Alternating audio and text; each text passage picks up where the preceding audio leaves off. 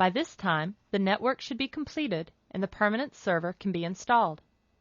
Let's log out of our system and shut down the web control server.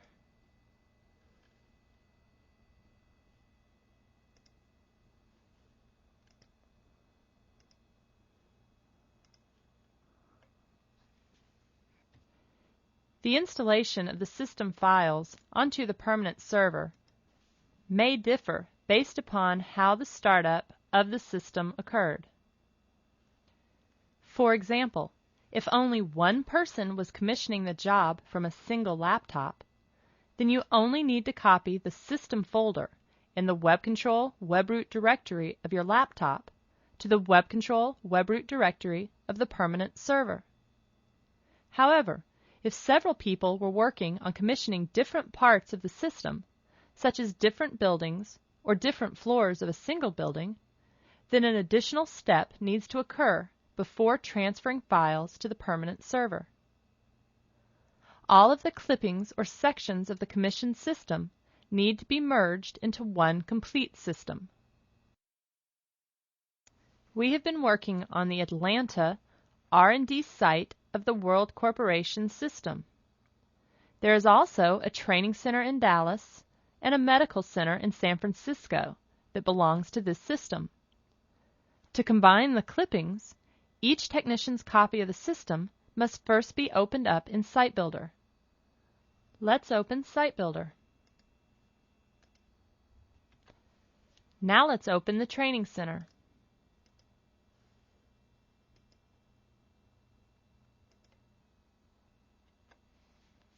Once we log in, we select File, Clipping, Export.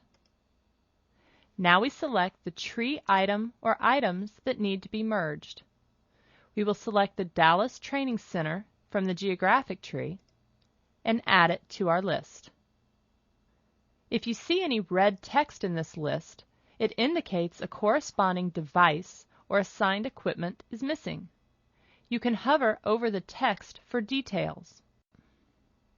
One or more equipment are assigned to devices that have not yet been selected for export.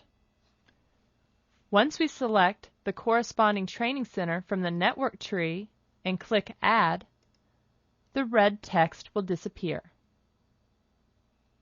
When you select an item for export, all of its children will be exported as well. Once everything has been added to our export list, click Export. Next, we select the location for export, which by default is the web root directory. And then we name our file. Let's call this Training and click Export. The export will begin. Once the operation is complete, close the dialog box. Now we repeat this process for each technician's copy of the system. Let's repeat this export with the Medical Center. File, Open, select Medical, and then click File, Clipping, Export. Now we select San Francisco Medical Center from the geographic tree and Medical Center from the network tree. And then name this file. We'll call this file Medical. Click Export again, and the export begins. Once it's complete, click Close. Once all the exports are complete, then you're ready to import the pieces back into one complete system. The first step in the import process is to open the main Site Builder system. In our case, we'll use the World Corporation system, which currently only includes the Atlanta R&D building. You also have the option of creating a brand new system and then importing all of the clippings into that new system. Now we want to add the clippings we just exported.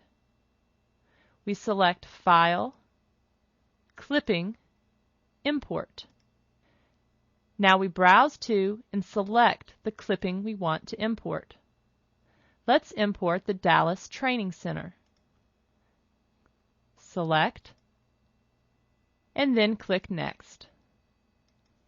Next, you can choose the import location for each fragment, and then the import begins. You may be asked if you want to replace alarm templates or overwrite components. If so, just follow the on-screen instructions. You can see that our import was successful. Once you close the dialog box, you will see that the Dallas Training Center has been added to our system along with its children. Let's save the system and then import the San Francisco Medical Center to our system. We'll select File, Clipping, Import. Again, we'll browse to find the desired clipping. This time we'll select Medical. Click Next, Next again, and the import begins. This time, you will notice that a list of errors and issues has been generated.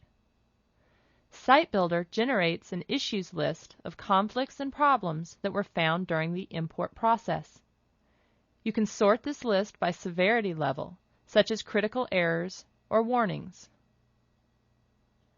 Here you see that we have one error. The site number for our medical center has already been used in this system. Site Builder went ahead and corrected our error by assigning the next available site number. If we don't like the way Site Builder corrected the problem, we can select the error followed by the Edit button. This will bring up the Properties page, and we can then make any other changes. We also have the option of saving any messages to a text file. Once we've resolved any issues, we continue with the import.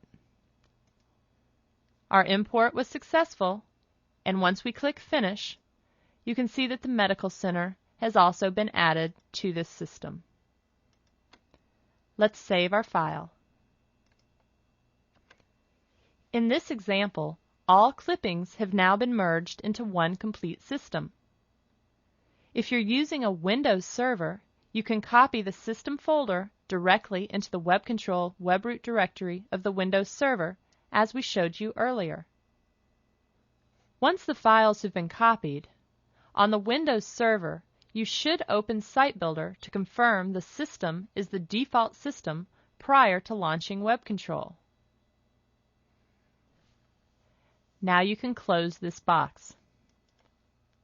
Once the clippings have been merged into one complete system, you can also export the system for the web server appliance and install on your permanent WebCTRL server appliance. We aren't going to walk through all of the steps here, since the Quick Start Guide that is shipped with the web server appliance provides simple step-by-step procedures on installing your system database in the WebCTRL server appliance. Now let's close Site Builder.